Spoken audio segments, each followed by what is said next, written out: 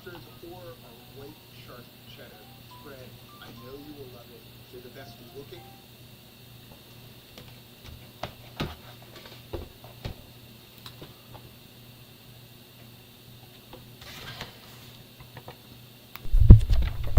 We backstream.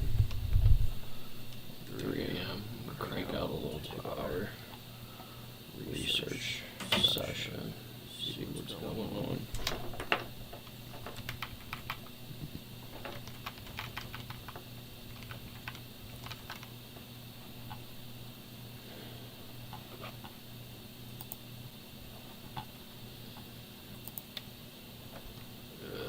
I've been reading.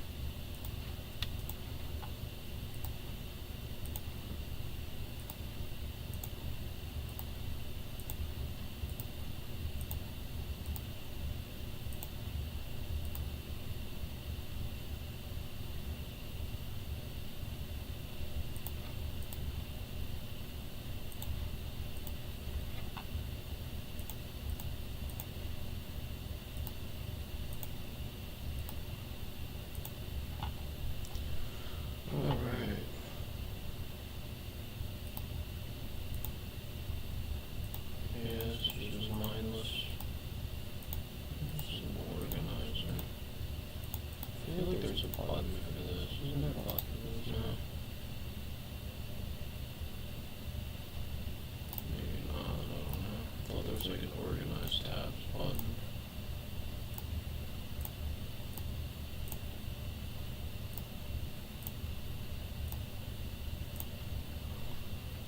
Alright. We'll play a little bit of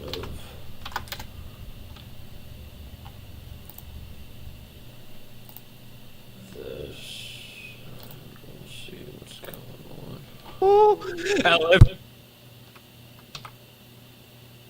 Need a key fob? Don't go to the dealer. Keyless Entry Remote Inc. has you covered. We sell genuine OEM key fobs, not cheap knockoffs. Save up to 80% versus the dealership. With over 1 million key fobs sold. LFGE, says Carmen San Diego. Hello, everybody. Welcome to the live stream. Guys, I am just getting better from getting sick, so I hope I'm able to hang through all this, guys. But I am so excited to talk about really a topic that we have been discussing, the culmination of where I think this science is headed. So let me just throw it out there right now, right at the beginning of the live stream. The big secret.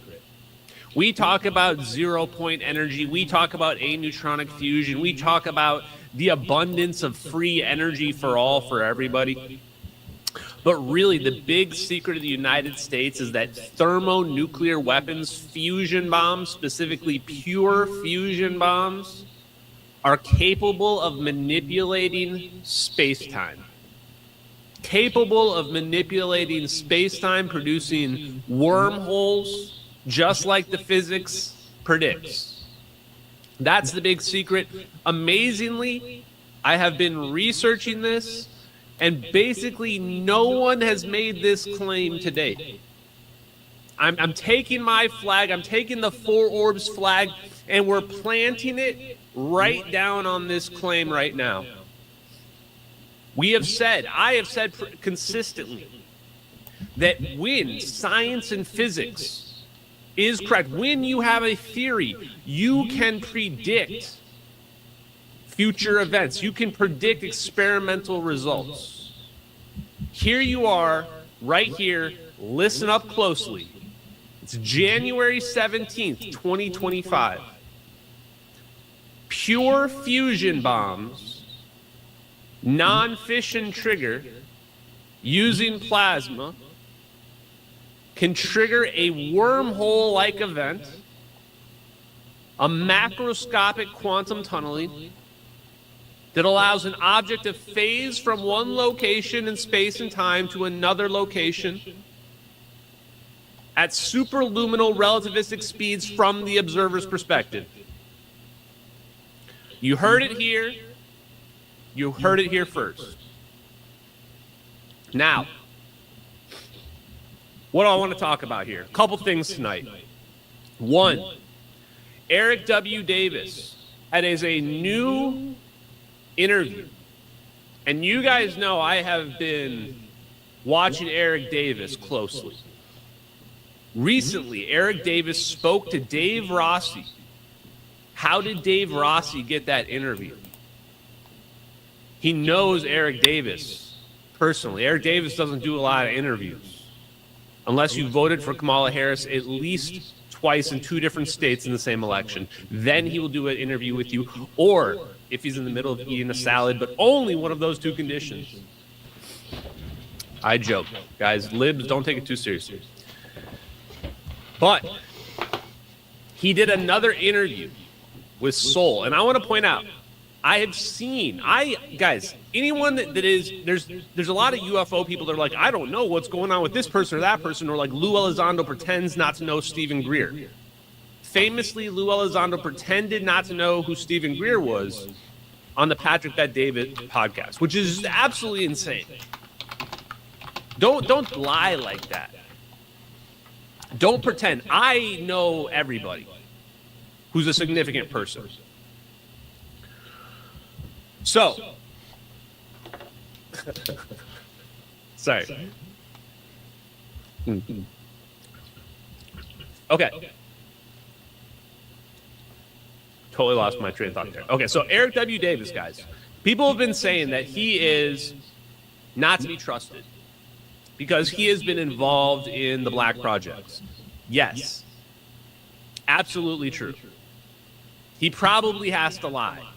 At the same time, I think he is putting out more factual, true information than anybody else in the UFO community. Honestly, maybe anybody else in the science and physics community as well.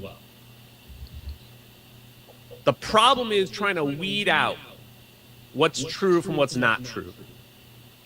So he did an interview. I want to listen to part of it. I want to give some of my commentary, but I don't really want to wait through all that. I just want to give you the key points ahead of time. And the biggest thing I have his claims that I have a problem reconciling. I think almost everything he's saying is true. The only thing I think he's not saying the thing that's not true is that he says we have been unsuccessful in reverse engineering this technology for 80 years. And I know this is wrong. I know this is wrong because I'm watching Malaysian Airlines get zapped out of the sky by a non-fission nuclear fusion bomb. That's basically a wormhole. I'm watching it get zapped out of the sky. So it tells me they've obviously got it figured out. And anybody that were to look at the orbs in the MH370 video, who's not a 4-orbsy, who's not my grandson, anyone who would look at the MH370 videos who's not my grandson would say that's alien technology. In fact, there's still people that argue with me and say, I agree with you, but that's got to be alien technology. Humans are not capable of that. This is our Ummah. Let's keep showing up for Gaza. Ever since October 7, 2023, life in Gaza has been nothing short of a nightmare. Every single day, bombs rain down on families, on children, on mothers, on fathers, just trying to keep their loved ones safe. It wasn't just buildings that were destroyed, it was lives, dreams, entire communities. And as the world watched in horror, we knew we couldn't just stand by. Getting aid into Gaza was nearly So this is the problem I have. What's going on here? There's a bit of a divergence between what Eric Davis is telling me. He's got all the scientific papers about wormholes, and everything that I've researched about the physics of the MH370 videos, everything, even if this was somehow fake, even if this was, this is not fake, even if this was somehow fake, what we see here is meant to be a wormhole. That's meant to be plasma orbs. That's what you're visually seeing. That's just another indicator for why it's real, because that's no doubt what it's meant to be. And it all leads directly back to Eric Davis. It all leads directly back to Eric Davis and Hal Puthoff.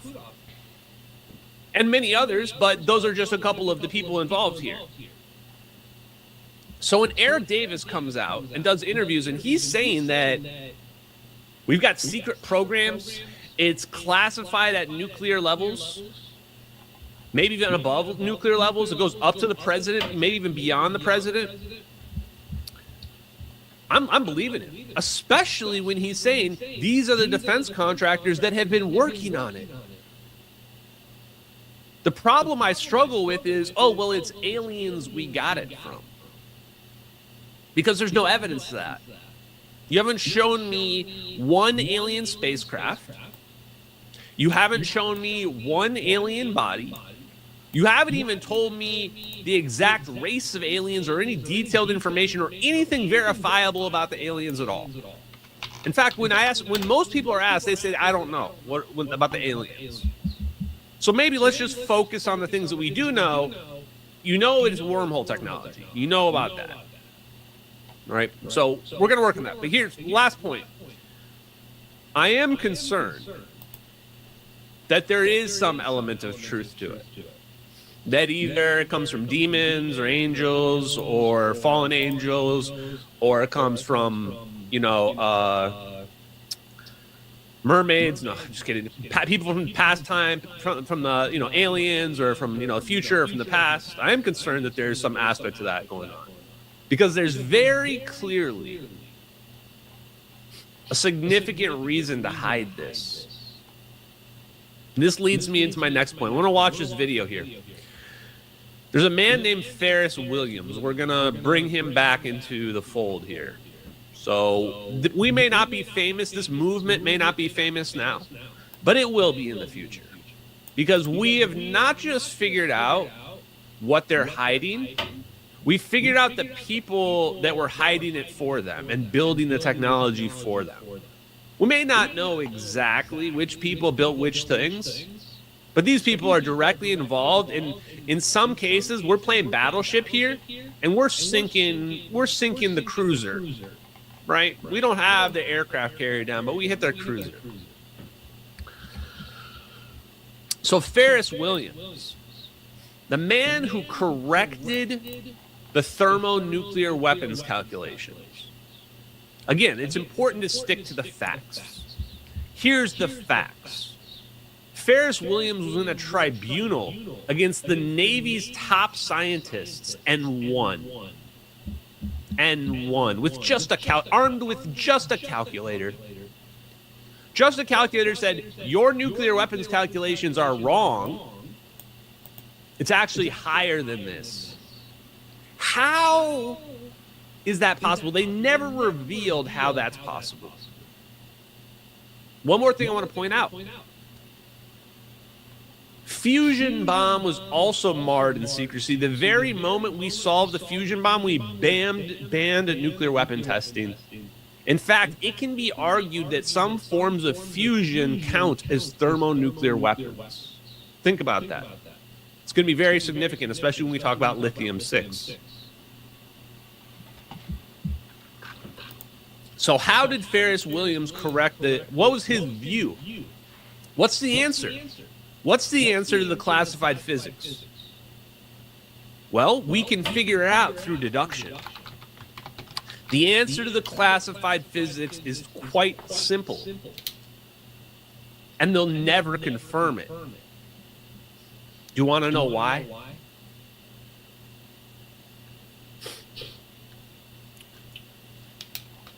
The topic of tonight's stream is why. This is why, right here. The H-bomb secret. Because in 1979, the secret to thermonuclear weapons leaked. It leaked online. And not online, I guess. In 1979, we didn't have an internet back then. It leaked to journalists. And how did the journalists figure it out? Any guesses in the chat to how this journalist figured this out?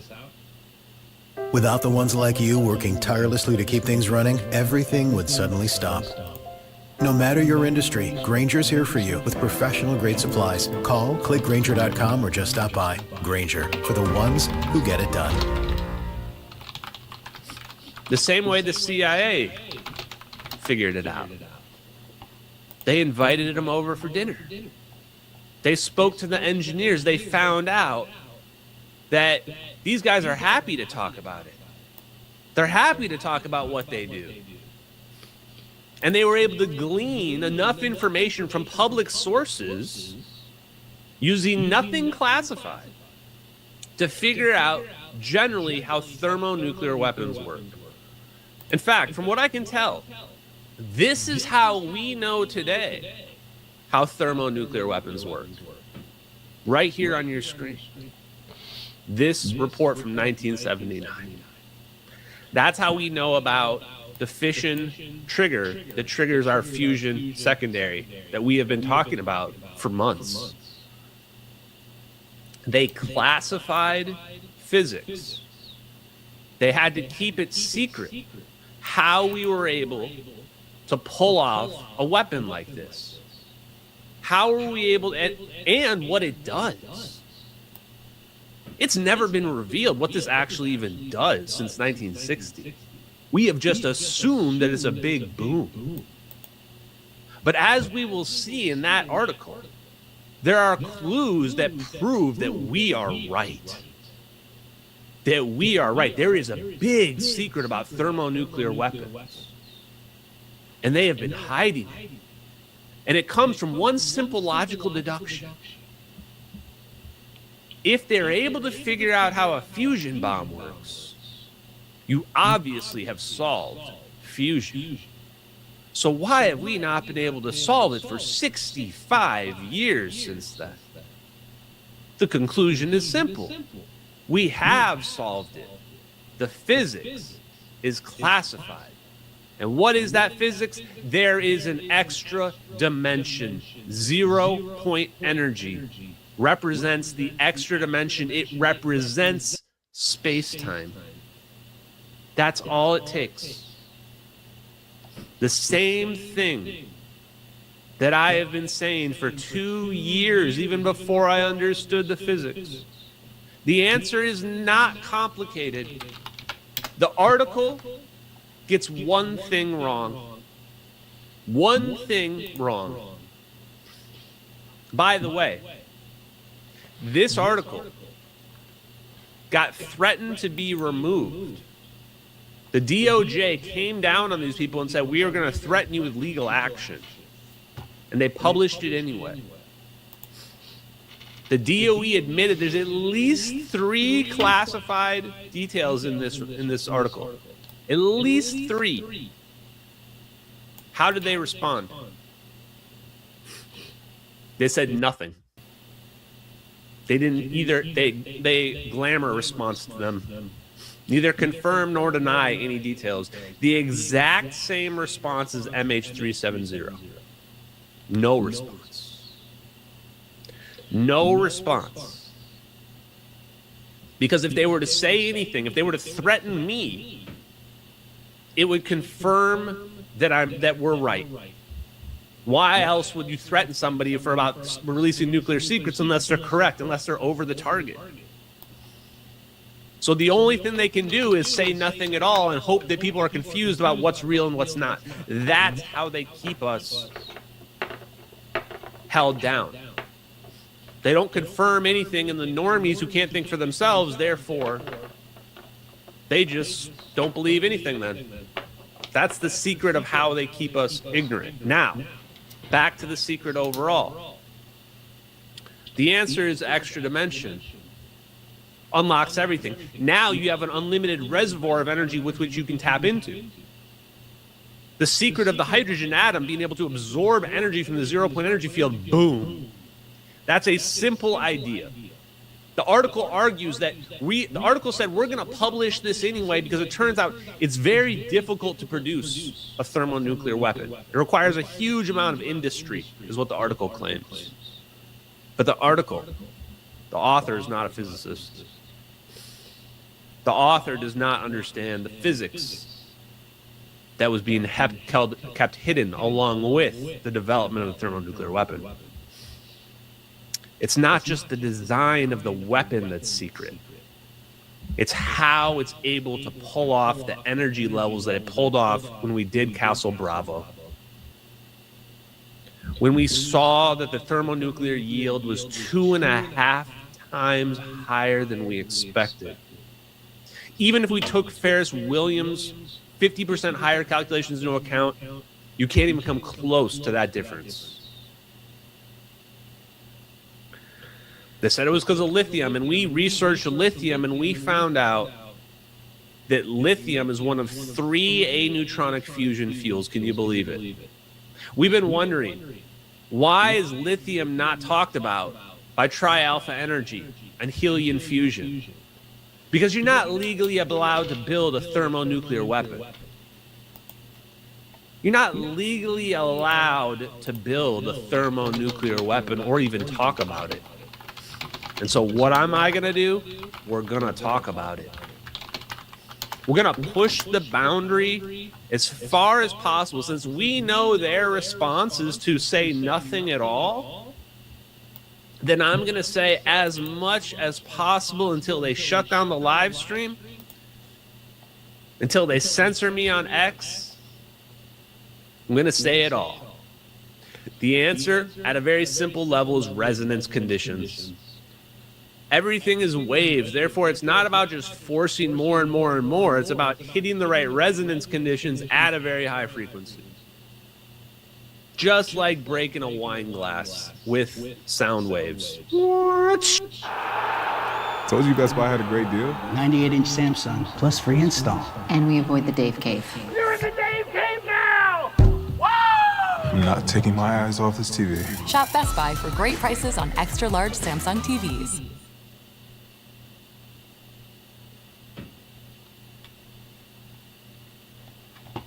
If a donation makes sense for you right now,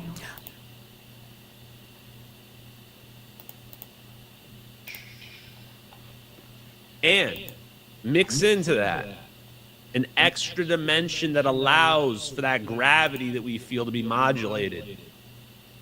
Add that in there as well. Boom, you got the recipe for an infinite energy device. And it also means another prediction right here. It's 2 predictions. Plasma then must be interacting with 0-point energy. Plasma is the way that this is all possible. Plasma is the way that a non-fission trigger is possible. In fact, they quite literally tested, I found out, using plasma to activate the pure fusion bombs. So, I mean, we're looking right at it in those videos.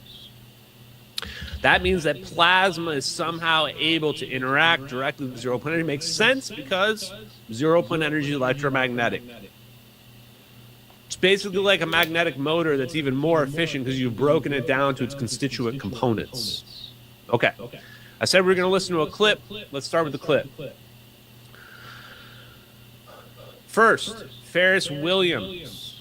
So let's just listen to the man himself. Now, you can look at this man and listen to him. And the other thing that's important, you need to understand this is not just an investigation into the various details and evidence that we find, is that we are sociologically studying these engineers.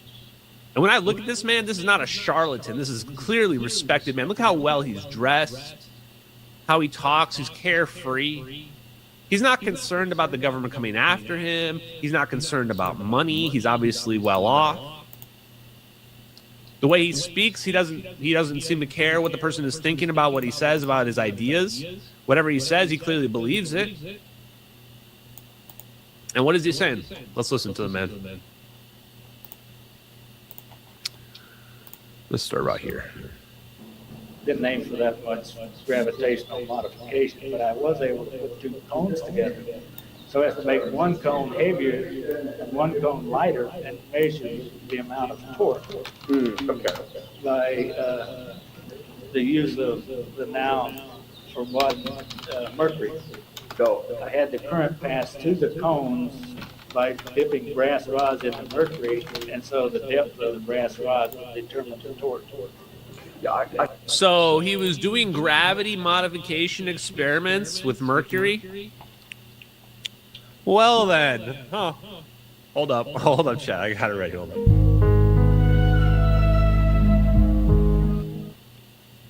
Okay, continue, sir. I think John Jarrett, possible source of the effect rather than the predicted source. Oh, yeah. So what they did was they put the energy source on the rotating element. So as to eliminate that argument. Okay. And I understand they also saw positive results and put it in the EEE propulsion journal or something like that. No, he told me about something that, if I remember right, it kind of resembled a mushroom, the way he described it. He said it was about diverging currents, I guess, and he was talking about stretching the ether, you know, and having it stretch more on the top and on the bottom, and that would... Chat, you see that smile there? Did you see the man's smile? Something I will recognize even more than a Redditor. There's one thing, chat, I recognize even more than recognizing a Redditor, which I can smell from through a wall. I can smell a Redditor through a wall across space-time. It's a superpower. That man understood the ether. I know when a man understands the ether. Look at the smile on his face, chat. I'll go back. Resembled a mushroom, the way he described it. Ready he for said it? It was about diverging currents, I guess, and he was talking about stretching the ether. You know. Oh, I mean, Chad, you got him. You got him. You don't. You rarely get somebody this well. Did you see the facial expression go straight from nothing to just full on smile? Got him. Chat, never hide a secret from Ashton Forbes. Put it rule number 1 on your list. Never lie to Ashton Forbes. He will find out all your secrets. Okay. Keep going, sir. Look at that. Holy crap. And having it stretch more on the top and on the bottom, and that would create kind of the anti-gravity factor. Well, of course, John was trying to create a mental picture of what was going on, and stretching the ether was probably his way of trying to visualize it. I haven't formed such a mental picture, and I don't really understand his visualization of it. What I do understand, though, is that the gravitation potential arises from a divergence or convergence, a forced divergence of electric current. For instance, where I use the cone to diverge the current, and it's a hollow cone, so all the current has to diverge. John used a disc. Now you got the maximum convergence. Well, no. So he's saying, by the way, he's talking about convergence or divergence of your electric field. Reminds me a lot of what Tom Montauk was talking about with the scalar potential. The thing is that he's talking about different ways of engineering and producing the scalar potential, which we see manifest as a gravitational effect. So producing gravitational waves. And then he's saying, well, I look at it conceptually different than how, I think that was his co-worker, co-author that it was being discussed right there. They look at the same issue from a different perspective, but they both are evoking an extra dimension. And if you don't believe me, just check out Ferris Williams' dynamic theory. 5 dimensions. 3 space-time dimensions, time dimension. 5th dimension is the total energy. Total energy being the whole system. The ether. Everything we see plus everything we don't see. Woo! Space-time on a Saturday. So,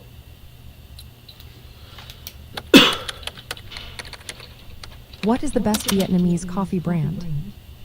If you're a coffee enthusiast looking to try the best of Vietnamese coffee, you're in the right place. why is this significant? I have a sneaking suspicion that Welcome everyone. Good evening. Welcome back to the show. It's your host Danny Haifong. As you can see, I am joined by Jiang Sui-Qin. He is the host of Predictive History. Professor Jiang, it is really good to be back with you. How are you? I'm doing very well. Happy New Year. Good to be back. Yeah, 新年快乐. Good Eve. Good Happy New Year to you too. Professor Jiang, let's get started right away. Everyone hit the like button. You can check out Professor Jiang's work at Predictive History. The link is in the video description for you to check out after the show. But let's get started, Professor Jiang, because we have had quite the historic moment. And I know that we are just into 2026, and the Trump administration, the U.S. empire, has really lit a huge fuse in many different flashpoints around the world. Let's start with Iran. So even as the Trump administration has said that it has paused strikes, we now have lots of news coming out that this could indeed be a very brief pause. The Trump administration told Politico, Donald Trump did, it's time to look for new leadership in Iran. This comes as Israeli media, according to Jordanian media citing Israeli media, saying that a U.S. strike against Iran is still inevitable and that it could only be a matter of timing rather than a possibility, according to Israel's Channel 12. Now, Professor Zhang, what's so interesting is we have a situation where the United States got so close to striking Iran. Planes were actually in the air, according to many sources, and then suddenly there was a pause. It's not going to happen. Trump says that Iran is not going to execute people anymore. But I think the truth is a lot deeper than this. Talk about where you see this going in 2026. Is the Iran flashpoint for the United States empire going to be what triggers a major cataclysmic global world war that we have been talking about so much on the show with you and with others? Or is there something else going on? Right, yeah. So let's talk about Iran, and let's look at the chain of events that led us to today. So for New Year's, Benjamin Netanyahu met with Trump in Mar-a-Lago. And then right afterwards, what happened was that currency speculators caused the Iranian rial to collapse. And so you have these merchants who legitimately went to protest the corruption and mismanagement of the economy. But then very quickly, these protests start to spread like wildfire across Iran. And then the information landscape, social media became dominated by anti-Iranian posts saying that the regime was on the brink of collapse. The mullahs had fled to Moscow. All this is just misinformation. And then you saw some protesters who were clearly provocateurs. They started to kill police officers. And then Mike Pompeo, who used to be Trump's Secretary of State in his first term, he tweeted out that he wished a Happy New Year to these Iranian protesters. He believed that regime change was imminent, and he also wanted to greet those Mossad agents who were working alongside those protesters. So he basically let people know that this is in fact a Mossad CIA operation. And then you had, these diplomat families, Russians, who were fleeing Israel and the Middle East. And then you had these military assets of Americans start to evacuate the Middle East as well. So it seemed very likely that a military operation was imminent. But then what happened next was that the Iranians were able to jam the Starlink terminals. They basically shut off the internet. And then they were able to locate the Starlink terminals and thus able to locate all the Mossad assets working within Iran. And through that mechanism, they were really quickly able to step out the protests. So for years, Israel and the CIA were developing these assets in Iran for this color revolution. This is a classic color revolution playbook. The only thing that they weren't able to do was prop the security services to sort of disappear like they did in Nepal. And so according to the color revolution playbook, once you reach a critical mass of protesters, what you do is you follow up with airstrikes. Right, and the airstrikes are meant to sap morale of the security services. They're meant to sway public opinion. They're meant to create this narrative that the regime is about to implode. The problem, though, of course, is that the Iranians were able to step out the protesters, and therefore the airstrikes were no longer relevant. And that's why Trump had to cancel the airstrikes, because it would have been an act of provocation without any significance whatsoever. And so that's what happened. But the reality is that if they've launched a color revolution playbook, it just means that they are committed to regime change. So I expect in the next few weeks there's going to be a lot of misinformation in the social media sphere, okay, which includes false flags, right? So remember that during the Syrian civil war, there was this misinformation, this campaign that the Syrians had launched a chemical attack in Syria, which swayed public opinion and which justified American military assistance to the rebels, the insurgents in the civil war. So we can expect something similar to happen as well in Iran. These people are not very creative. What you saw happen in Libya and Syria is exactly what's going to happen in Iran as well. What they are missing is the fact that this government in Iran, it's much more resilient, much more resourceful, and much more determined than either the Libyan and the Syrian regimes. So I think that we're heading towards a period of massive tension in the Middle East.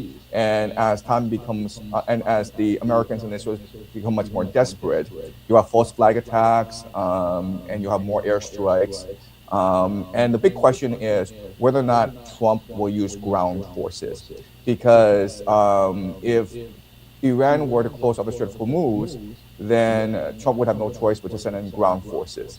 And that would basically initiate World War III, because it would draw in China, Russia into the conflict.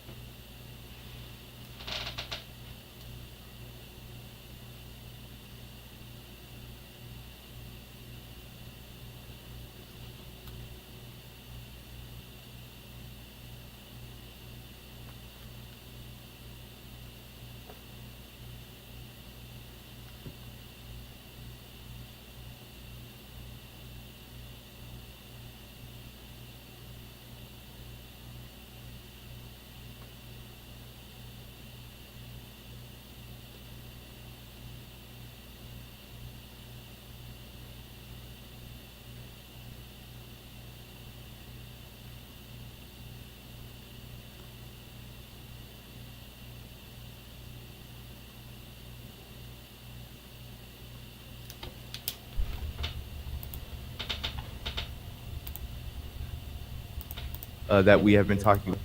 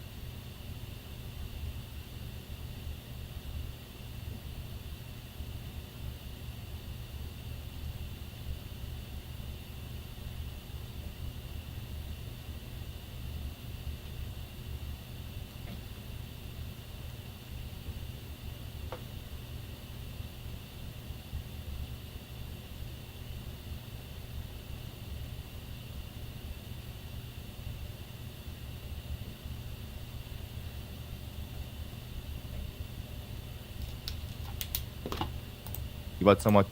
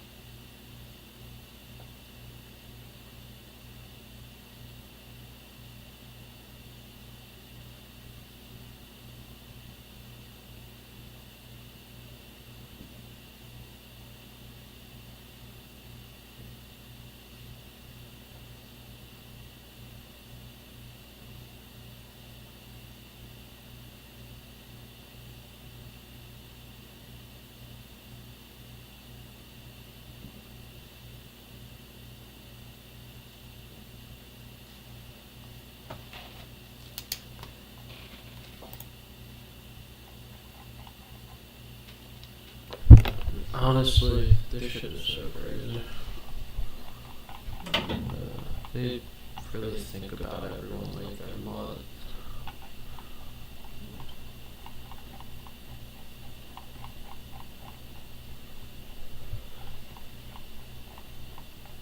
Like they're vermin.